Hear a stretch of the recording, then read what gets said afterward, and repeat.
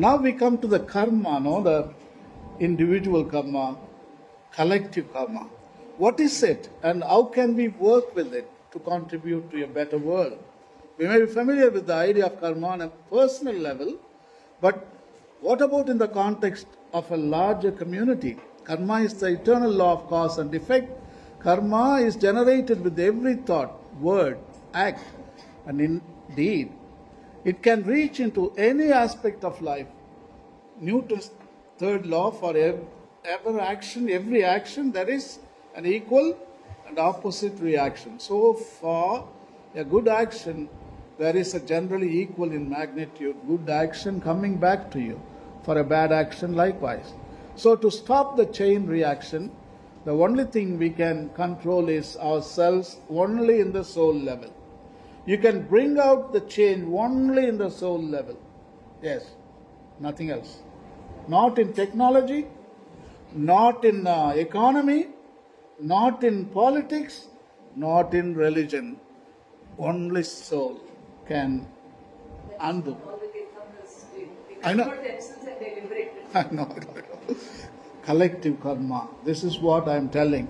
That is what Doctor was telling. The good times are over. Tirthangaras came and gone. There is no chance of becoming better now. Now we are doomed. So it is our sarpini. So karma works on a collective level too.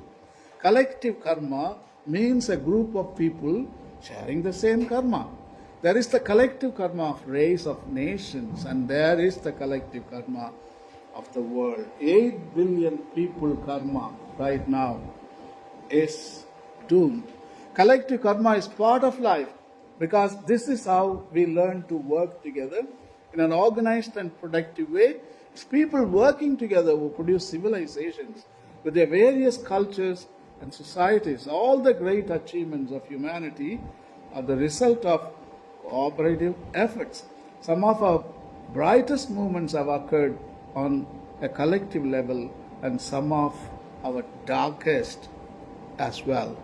This is the time. Charanga Sutra, 6th lesson, puts it so beautifully. Some slay, this is a collective karma quote, okay? Some slay for sacrificial purposes, some kill for the sake of the skin, some kill for the sake of the flesh, some kill them for the sake of their blood, thus for the sake of their heart, their bile, the feathers of their tail, their big or small horns, their teeth, their tusks, their nails, their sinews, their bones, with a purpose or without a purpose. Some kill animals because they have been wounded by them, or are wounded, or will be wounded. So I think. But now man is killing. Yeah, exactly. We have come to that point. Doesn't take too long. Then man will kill each other. Also, you eat animals, at last nothing will be available. You will be eating man as well. So that is how things are. In China already, in the media portrayed that they are eating the human flesh also. Fetus, yeah. Does bad karma cause a chain reaction? Yeah, I agree with that. It is reflecting in our own lifestyle. Yeah, every day in the family, in your own personal life, we see chain reaction is going on. The production of food. See how one evil perpetrates a chain of evils. Here, I have written here, the production of the food and goods involve multiple stages.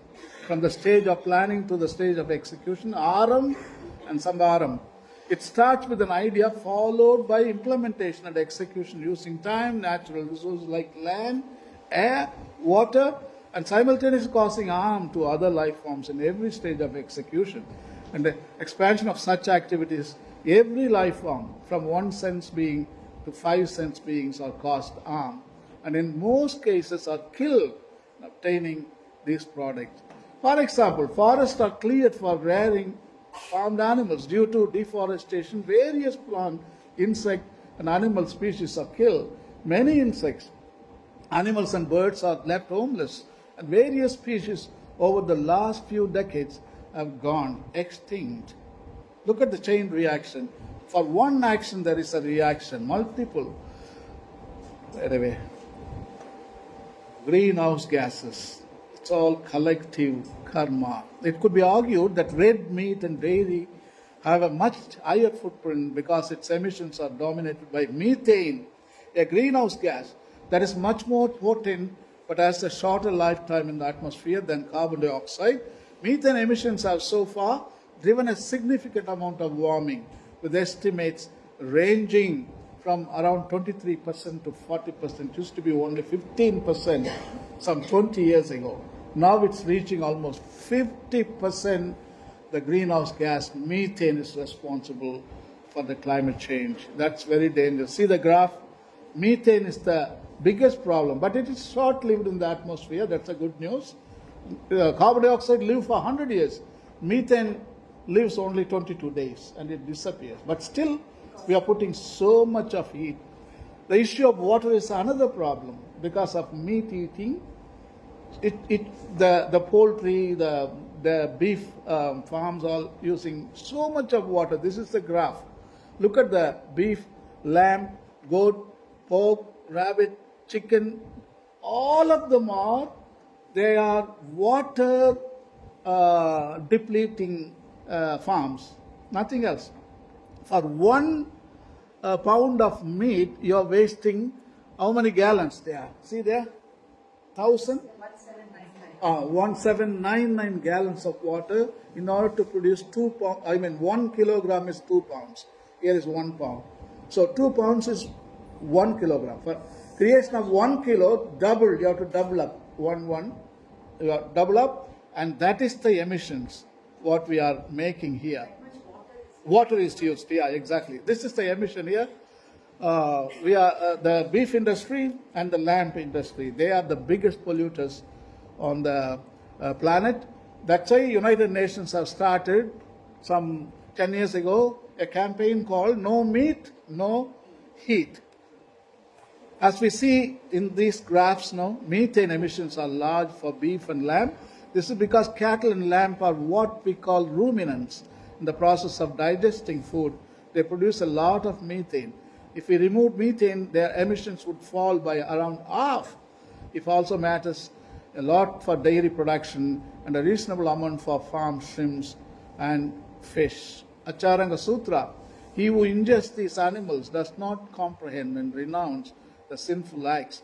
He who does not injure these comprehends and renounces the sinful acts, knowing them, a wise man should not act sinfully towards animals, nor cause others to act so, nor allow others to act so. He who knows these causes of sin relating to animals is called a reward-knowing sage.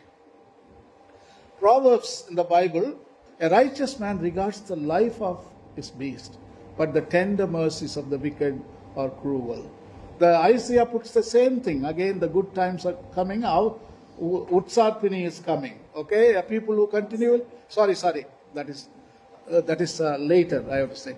But here, the actions against the animals, they really denounce all the actions. Even Prophet Isaiah, people who continually provoke me to my very face, offering sacrifices in gardens, who eat the flesh of pigs, and whose pots hold broth of impure meat, who say, keep away, don't come near me, for I am too sacred for you. Such people are smoke in my nostrils, a fire that keeps burning all day. Even God abhors meat-eating people. He says, don't come near me.